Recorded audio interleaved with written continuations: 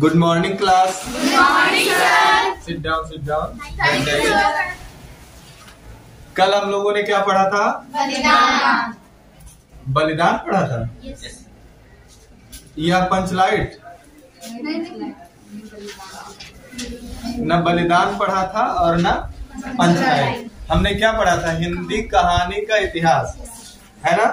और हमने उस इतिहास के विषय में जाना था कि हिंदी की पहली कहानी कौन सी है। इसके बारे में हम लोगों ने चर्चा की थी। तो जो कुछ कहानियों का नाम निकल कर आया था सामने, उसमें से अधिकांश विद्वान इंदुमती को पहली कहानी मानते हैं। मानते हैं ना? Yes sir. और किस कहानी पर चर्चा हुई थी इंदुमती के अलावा? एक टोकरी भर मिट्टी। और कौन सी कहानी? 11 वर्ष का समय। 11 वर्ष का समय। और कौन सी कहानी? प्लेग की चुड़ैल। और कोई कहानी? दुलाई वाली, है ना? ये सभी हिंदी की प्रारंभिक कहानियां थी ना? Yes sir. प्रारंभिक कहानियों में इन्हीं का नाम लिया जाता है। कुछ विद्वान इंदुमती को पहली कहानी मानते हैं, तो कुछ विद्वान एक टोकरी भर मिट्टी को, है ना? तो वहीं कुछ विद्वान 11 वर्ष का समय रामचंद्र शुक्ल द्वारा लिखी गई कहानी को भी हिंदी की पहली कहानी मान लेते हैं। समझ गए? लेकिन अधिकांश विद्वान इंदुमती पर एक मत है कि इंदुमती कहानी हिंदी की पहली कहानी है। समझ गए? जो किशोरीलाल गोस्वामी द्वारा लिखी गई है। और इस भारतेंदु युग से पहले भी, इंदुमती के पहले भी 2-1 कहानियां प्रमुख थी जो लिखी गई और जिनका नाम चर्चा में बना रहता है हिंदी की पहली कहानी माने जाने के लिए। जिसमें हमने पढ़ा था राजा भोज का सपना और रानी केतकी की कहानी। लेकिन क्योंकि इसमें कहानी कला के तत्वों का पालन नहीं हुआ है और इन कहानियों पर अनुदित होने का भी आरोप लगा है। अनुदित अर्थात जिन अनुवाद किया गया, अनुवाद की गई है कहानियां, इन पर ऐसा भी आरोप लगा है। और कहानी कला के जो तत्व होते हैं, जैसे उद्देश्य, भाषा शैली, देश काल वातावरण, कथानक, कथोपकथन या संवाद योजना, ये सारी चीजें जो होती हैं, ये कहानियां पूर्ण रूप से उस चीज का पालन नहीं करती। तो इसलिए इन कहानियों को जो है पहली कहानी नहीं माना जाता। यद्यपि ये भारतेंदु युग से पहले लिखी गई थी। भारतेंदु युग का मतलब क्या कि 1868 ईस्वी से पहले लिखी गई थी, लेकिन फिर भी इनको पहली कहानी नहीं माना जाता। अधिकांश विद्वान इंदुमती पर सहमत है या कुछ विद्वान एक टोकरी भर मिट्टी पर कि ये पहली कहानी है। आई बात समझ में? तो आज हम उससे आगे की चर्चा करेंगे। अब तक तो हमने पहली कहानी पर चर्चा कर ली थी, उससे आगे की चर्चा करेंगे। उससे आगे की चर्चा ये है, पहले तो थोड़ी बहुत चीजें जान लेते हैं कि हिंदी कहानी का आरंभ हुआ कैसे। जैसे प्रारंभ में जब मनुष्य अपना जीवन जी रहा था, जैसा भी उसका जीवन था वो जी रहा था, तो उस समय उसे जब मनोरंजन की आवश्यकता महसूस हुई, जब उसे लगा कि मनोरंजन के लिए भी कोई वस्तु होनी चाहिए, कोई चीज होनी चाहिए, तो उसने कहानियां सुनाना शुरू किया। कहानियां बनाई, है ना? देवी देवताओं से संबंधित कहानियां बना ली, संतों से, ऋषि मुनियों से संबंधित कहानियां बना ली, मनुष्यों से संबंधित कहानियां बना ली, अन्य जीव जंतुओं से संबंधित कहानियां बनाई, है ना? और उन्हीं कहानियों को अपने साथ वाले जो मनुष्य थे या उनकी संतानें थी, उनको सुनाने लगे, है ना? दादी नानी की कहानियां विश्व प्रसिद्ध हैं कि दादी नानी कहानियां सुनाती हैं और बच्चे उनसे कहानियां सुनने की उम्मीद भी रखते हैं, है ना? तो जब मनोरंजन की आवश्यकता महसूस हुई, तभी कहानियों का विकास हुआ। लेकिन तब की कहानियां दूसरी तरह की थी, लेकिन जो साहित्य में कहानियां हैं वो दूसरी तरह की हैं, है ना? साहित्य में कहानियां जो है वो दूसरी तरह की हैं और केवल मनोरंजन के उद्देश्य से जो कहानियां लिखी जाती हैं वो दूसरी तरह की होती हैं। या हम जो घर पर एक दूसरे से सुनते हैं वो कहानियां दूसरे तरह की होती हैं। तो आज हम चर्चा करेंगे हिंदी कहानी के इतिहास पर। किस पर? हिंदी कहानी के इतिहास पर। हिंदी कहानी का इतिहास। तो हिंदी कहानी का इतिहास, इतिहास क्या है? जैसा कि हम जानते हैं कि हिंदी कथा साहित्य के जो जनक हैं, हिंदी कथा साहित्य के जनक, किसके जनक? कथा साहित्य के जनक। हिंदी कथा साहित्य के जनक।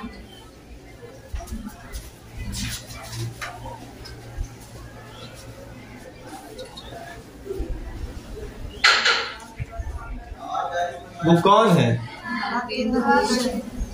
बिल्कुल गलत। मुंशी प्रेमचंद, जो कि क्या है? हिंदी कथा साहित्य के जनक। अभी आपने जो भारतेंदु हरिश्चंद्र का नाम लिया वो हिंदी गद्य के जनक है, ठीक है ना? वो किसके जनक है? हिंदी गद्य के। लेकिन हिंदी कथा साहित्य के जनक कौन है? मुंशी प्रेमचंद। तो जब हम हिंदी कहानी के इतिहास का बंटवारा करेंगे तो मुंशी प्रेमचंद को ही केंद्र में रखकर करेंगे, ठीक है ना? मुंशी प्रेमचंद को ही केंद्र में रखकर हम हिंदी साहित्य के, हिंदी कहानी के इतिहास का बंटवारा करते हैं, ठीक है ना? तो अगर हम मुंशी प्रेमचंद जी को हिंदी कहानी के इतिहास के केंद्र में रखकर बंटवारा करें तो हिंदी कहानी का जो इतिहास है वो 4 युगों में विभाजित होता है। किसमें? 4 युगों में, ठीक है ना? अब मुंशी प्रेमचंद को अगर केंद्र में रखा जाए तो सबसे पहला जो युग आता है वो आता है पूर्व प्रेमचंद युग।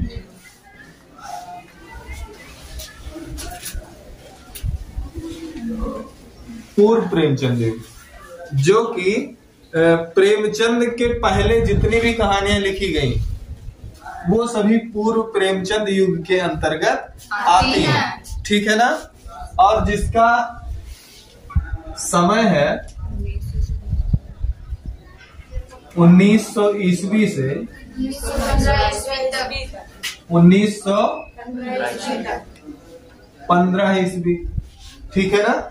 ये पूर्व प्रेमचंद युग का समय है, 1900 ईस्वी से 1915 ईस्वी तक। लेकिन जब प्रेमचंद जी हिंदी कहानी के लेखन क्षेत्र में आए तो उस युग को क्या नाम दिया गया? प्रेमचंद युग।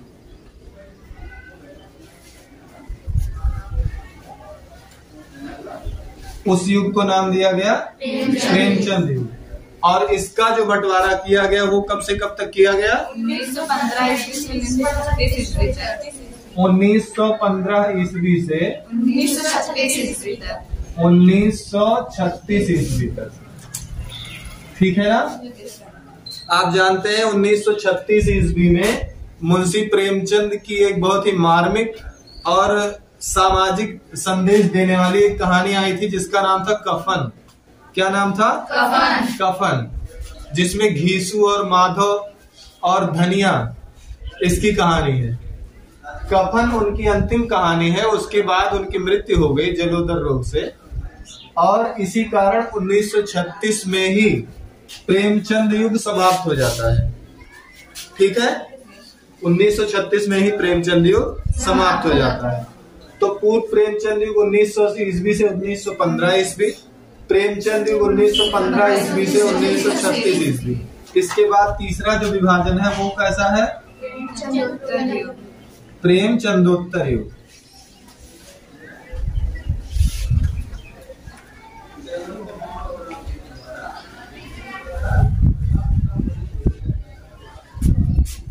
ये कब से कब तक? 1936 ईस्वी से 1936 ईस्वी से 1950 ईस्वी, ठीक है? कब से कब तक? 1936 ईस्वी से 1950 ईस्वी तक। 1936 ईस्वी से 1950 ईस्वी तक। यहाँ क्या लिखा? पूर्व प्रेमचंद युग, अर्थात प्रेमचंद के पहले जितनी कहानियां लिखी गई उसमें आती हैं। और ये प्रेमचंदोत्तर युग है, इसका मतलब प्रेमचंद के बाद का युग। उत्तर अर्थात बाद में ना, तो प्रेमचंदोत्तर युग अर्थात प्रेमचंद युग के बाद जो कहानियां लिखी गई वो इस युग में आती हैं।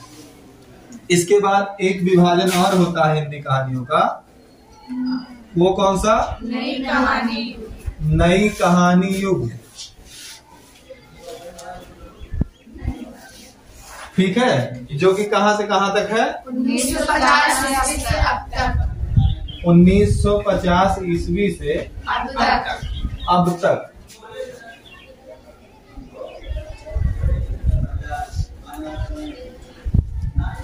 यानी अब तक की जो कहानियां लिखी जा रही हैं वो नई कहानी युग के अंतर्गत आती हैं।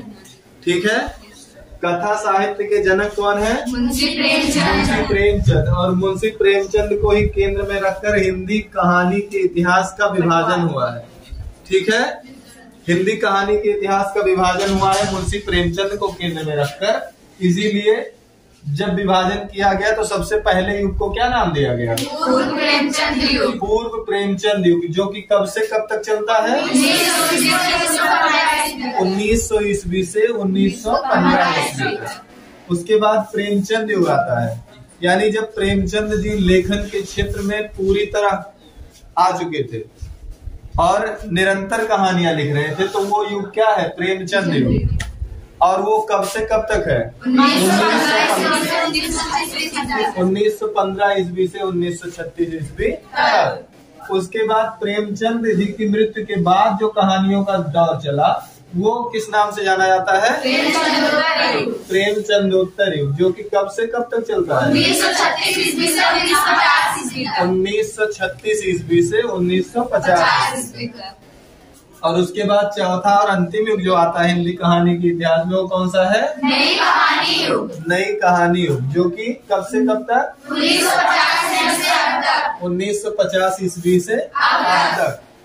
आप जानते हो या ना जानते हो, हिंदी कहानी के इतिहास में प्रेमचंद का और एक कहानीकार और है, जानते हैं उनका नाम? Very good, Jaishankar Prasad. ठीक है। कौन बताया? रितेश बताए। बहुत अच्छे रितेश। तो हिंदी कहानी के इतिहास में दो लोग जो बहुत बड़े कथाकार हैं, बहुत बड़े कहानीकार हैं, उसमें हम किसका नाम ले सकते हैं? एक तो जिसको हमने केंद्र में रखा है, जो जनक है, उसको मुंशी प्रेमचंद। ठीक है ना? मुंशी प्रेमचंद।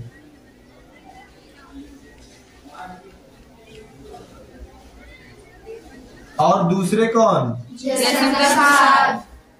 जयशंकर प्रसाद। ठीक है ना?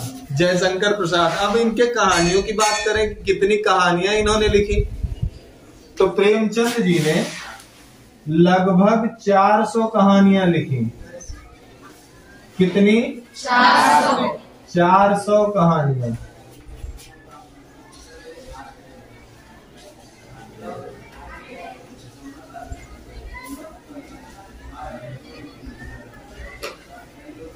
कितनी कहानियां लिखी?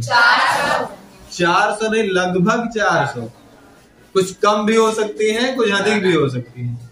और इन 400 कहानियों में उनकी हिंदी और उर्दू दोनों कहानियां सम्मिलित है। ठीक है।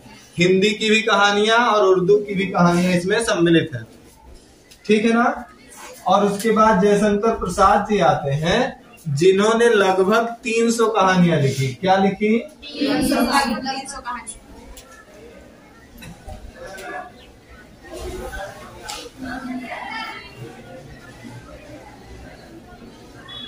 लगभग 300 कहानियां। तो आप क्या समझते हैं कि 400 या 300 कहानियां लिखनी मामूली बात है? नहीं ना। प्रेमचंद जी का जन्म हुआ 1880 ईस्वी में, मृत्यु हुई 1936 ईस्वी में, है ना? यानी कुल 56 वर्ष की उनकी आयु रही। और लिखना शुरू किया होगा 20 वर्ष या उसकी अवस्था के बाद। तो कुल उन्हें कितना समय मिला? 36 वर्ष। लगभग 36 वर्ष मिला ना। और 36 वर्ष का जब समय मिला और लिखी है उन्होंने कितनी? लगभग 400 कहानियां। यानी एक वर्ष में लगभग कितनी कहानियां लिखते थे? कितनी कहानियां लिखते होंगे? औसत अगर निकाला जाए तो एक दिन में लगभग वो 12 से 13 कहानियां लिख देते थे।